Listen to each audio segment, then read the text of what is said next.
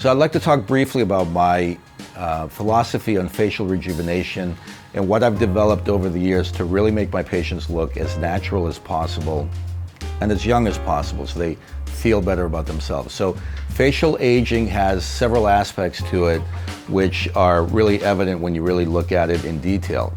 So one of the things that happens to all of us with our faces is we lose volume to the face. So both the skeletal aspect of the face, the muscles, the soft tissue, everything shrinks overall.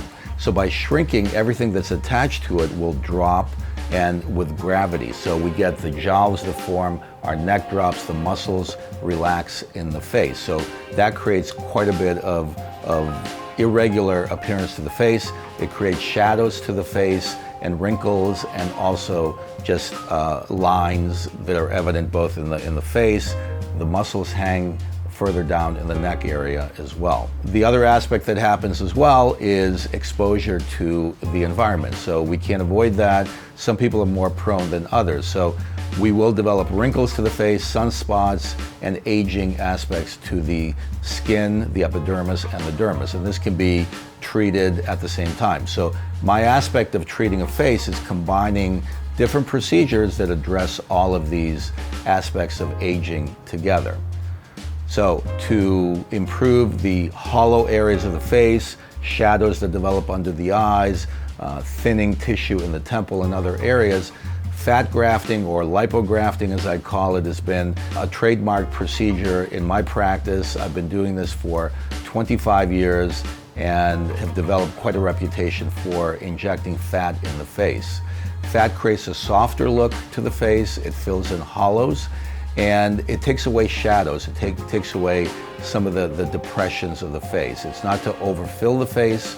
Everyone has seen faces that have been overfilled with filler that look very unnatural. This creates a nice cushioned layer under the skin that will remain for many years. So the theory of fat grafting also is that fat is living tissue. Once it's injected, a majority or a good portion of the fat survives permanently. It ages with you over time. The other aspect that is performed at the same time is a facelift procedure.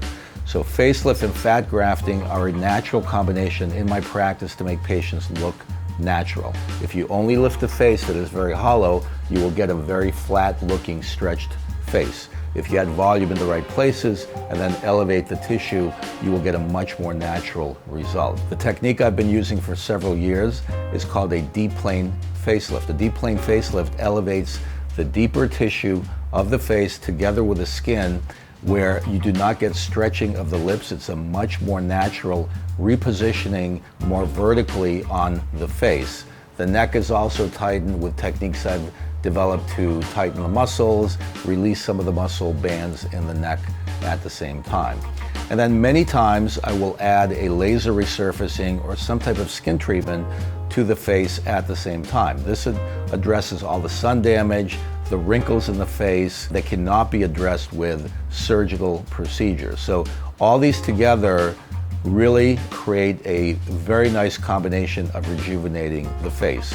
Many patients will also require their eyes to be operated on, so there are several techniques for that, both removing excess skin, removing fat, and again, these are detailed procedures that are catered to each individual patient overall.